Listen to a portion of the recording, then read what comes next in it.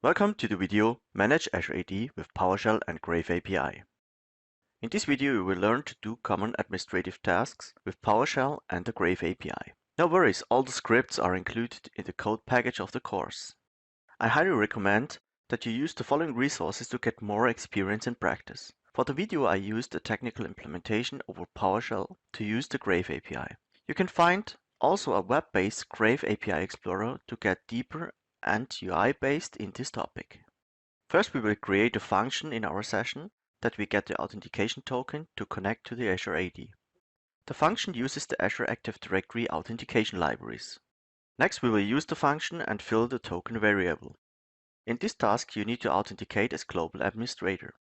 Review the token and you will see the access refresh token and the tenant ID. With the variables and the results obtained from the getAuthToken function, we will build the foundation to start executing calls to the Graph API. Next, we will request the tenant information. You will see the assigned plans, the verified domains, and many other information. Now we want to get all users, and we will do some information filtering scenarios.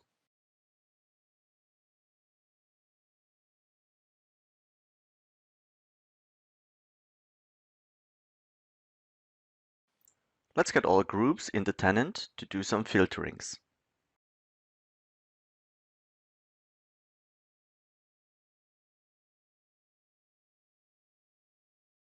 Until now we gathered information from the tenant. In the next step we will create a user. For this task we need to generate a hash table. After creating the hash table, we need to convert the information into the JSON format and execute the call against the Graph API.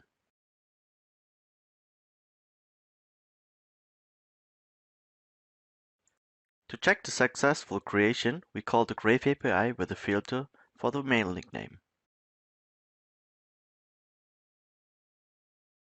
Now that we have used the Graph API, we jump to the Azure AD v2 CMDlets. To use Azure AD v2, we connect to our Azure AD with the Connect Azure AD CMDlet and the global administrator rights. First, we use the search string capabilities of the Get Azure AD CMDlet to filter the results. Next, we will search for all disabled accounts, or better said, blocked for sign-in. To check the comment, we will block one user to sign in over the Azure portal.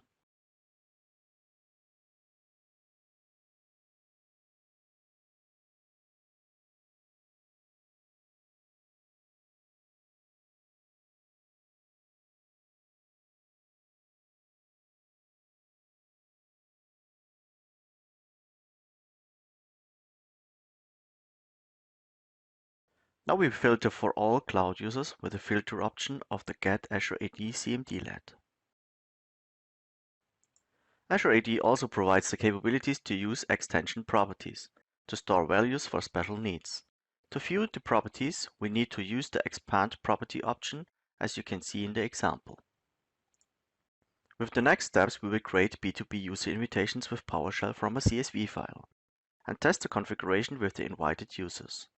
For the example, I used an Outlook and a Gmail account as external user, that you can test the usage behavior. I use a custom invitation message and the redirect URL to the MyApps portal. Actually, we provide just a login to our Azure AD tenant. In the next video, we will do the configuration to access the applications for the external users.